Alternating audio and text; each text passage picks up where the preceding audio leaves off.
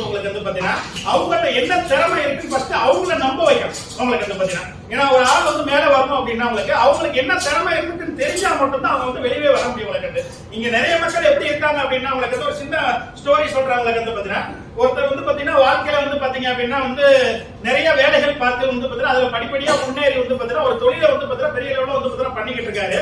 பண்ணிட்டு இருக்கும் போது வந்து பாத்தீங்கன்னா ஒரு 4-5 வருஷத்துல என்ன ஆகுது அப்படின்னு பாத்தீங்கன்னா உங்களுக்கு அந்த தொழில் வந்து மிகப்பெரிய ஒரு சரிவை வந்து பாத்தீங்கன்னா சந்திக்குது. உங்களுக்கு வந்து பாத்தீங்கன்னா அப்ப என்ன ஆகுது அப்படின்னா உங்களுக்கு தொழிலை வந்து விட்டுட்டு வந்து பாத்தீங்கன்னா அவர் மிகப்பெரிய ஒரு கடனாளி ஆயிடுறாரு. உங்களுக்கு வந்து பாத்தீங்கன்னா அடுத்து அவர் எதுவுமே செயல்பட முடியாது.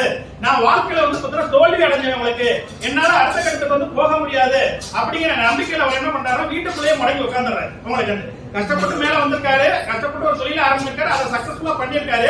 அவருக்கு அனுபவமின்மை அப்படிங்கிற காரணத்தினால வந்து பாத்தீங்கன்னா அவர் தோல்வி அடைஞ்சாரு. ஒரு தோல்வியை பார்த்தோட அவர் என்ன ஆறாரு அப்படின்னா திரும்ப நம்மளால எதிர்த்தே வர முடியாது. உங்களுக்கு நம்ம வாழ்க்கையில வந்து பாத்தீங்கன்னா வந்து ஜெயிக்கிறதுக்கு ஒரு எதுவுமே வழியே கிடையாது. நம்மளுக்கு ஆதரவு இருக்க சொந்தமும் கிடையாது, பந்தமும் கிடையாது, சமூகமும் கிடையாது அப்படின்னு சொல்லி டவுன் ஆயிட்டு அவர் எந்த வேலையுமே பார்க்காம அவர் என்ன பண்றாரு, அவர் வீட்டுக்கு வெளியே வாசல்ல வந்து பாத்தீங்கன்னா உட்கார்ந்து இருக்காரு. உங்களுக்கு அங்க அந்த முக்குல வந்து பாத்தீங்கன்னா ஒரு குப்பை தொட்டி ஒண்ணு இருக்குது. அந்த குப்பை தொட்டியை பார்த்துக்கிட்டே இருக்காரு. உங்களுக்கு வந்து பாத்தீங்கன்னா அந்த குப்பை தொட்டியில ஃபர்ஸ்ட் என்ன நடக்குது அப்படின்னு பாத்தீங்கன்னா குப்பை பறக்கிறவங்க இருக்காங்க பாத்தீங்களா, உங்களுக்கு வந்து பேப்பர் பறக்கிறவங்க.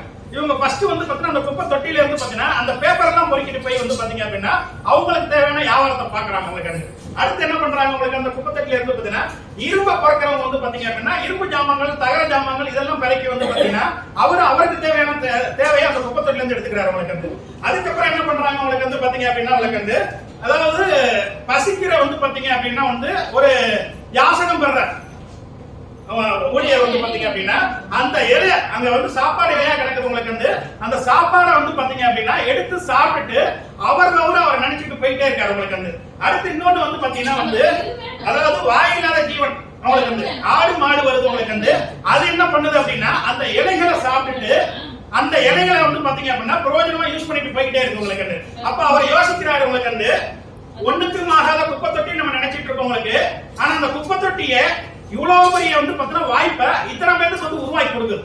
ஆனா மனசுனா பிறந்த நம்ம எல்லாத்துக்குமே கடவுள் ஒரு மிகப்பெரிய வாய்ப்பை உருவாக்கி கொடுத்திருக்காரு. உங்களுக்கு இவ்வளவு பெரிய உலகம் இருக்குது. உங்களுக்கு வந்து இந்தியால மட்டும் கிட்டத்தட்ட 140 கோடி பேர் மக்கள் இருக்காங்க. உங்களுக்கு வந்து பாத்தீங்கன்னா அப்ப 140 கோடி மக்கள்கிட்டையும் 140 கோடி திறமைகள் ஒளிஞ்சு இருக்குது. உங்களுக்கு வந்து இந்த திறமையை வச்சு நம்ம இந்தியா ஃபுல்லா நம்மளுக்கான தேடலை வந்து தேடிக்கிட்டே இருந்தோம்னா கண்டிப்பா ஒரு நாளைக்கு வந்து பாத்தீங்கன்னா வெற்றியாளனும் சாதனையாளரும் நம்மளால வர முடியும் அப்படின்னு சொல்லிட்டு தன்னைத்தானே வந்து பாத்தீங்கன்னா புதுப்பிச்சுக்கிட்டு அடுத்தடுத்த லெவலுக்கு போறதுக்கான முயற்சி அவர் பண்ண ஆரம்பிச்சாரு. உங்களுக்கு வந்து பாத்தீங்கன்னா ஒரு கட்டத்துல மிகப்பெரிய வந்து பாத்தீங்கன்னா தொழிலதிபராகவும் மிகப்பெரிய மனிதாமிக்க சேவையாளரும் வந்து பாத்தீங்கன்னா அவர் மாறினார். உங்களுக்கு இந்த ஸ்டோரி ஏன் நம்ம சொல்ல வரேன் அப்படின்னா இன்னைக்கு நிறைய மக்கள் நம்ம இருக்கு. உங்களுக்கு வந்து சின்ன சின்ன தோல்வி, சின்ன சின்ன ஃபெயிலியர் வந்து நம்ம என்ன பண்றோம், நம்மளுக்கு யாருமே உதவுறதுக்கு ரெடியா இல்ல, நம்மளை சுத்தி இருக்கிறவங்க எல்லாமே நம்மளுக்கு எதிரியா இருக்காங்க, நம்ம சொந்த பந்தம் யாருமே நம்மளுக்கு சப்போர்ட் பண்ணவே இல்ல அப்படின்னு சொல்லிட்டு நம்ம அடுத்த கட்டத்துக்கு போகவே மாட்டேங்கிறோம். உங்களுக்கு அப்ப நாங்க என்ன பிளான் பண்றோம் அப்படின்னா இந்த மாதிரி மக்களுக்கு வந்து பாத்தீங்கன்னா இந்த வாய்ப்பு உங்களுக்கான வாய்ப்பு, உங்க திறமையை வந்து பாத்தீங்கன்னா வெளியே கொண்டு வரதுக்கான ஒரு வாய்ப்பு. உங்களுக்கு வந்து